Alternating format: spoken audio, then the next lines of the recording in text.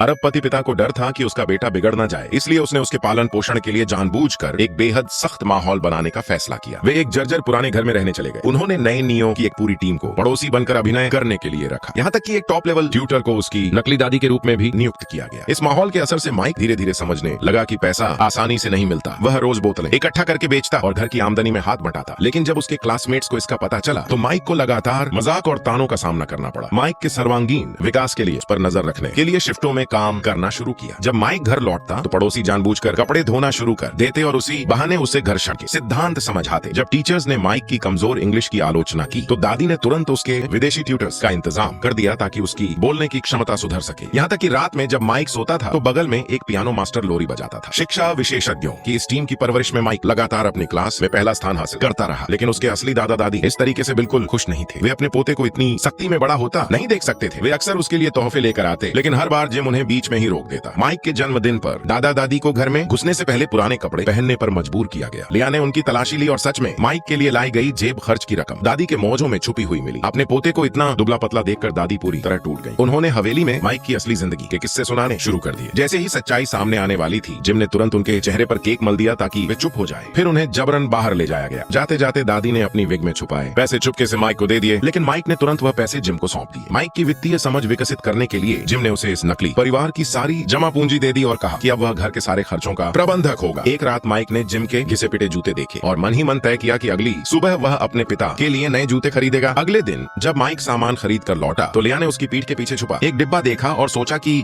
उसमें जिम के लिए नए जूते होंगे। लेकिन उसे हैरानी तब हुई जब पता चला कि माइक ने जूते नहीं बल्कि एक टैबलेट खरीदा था और अब बाथरूम में छुपकर गेम खेल रहा था।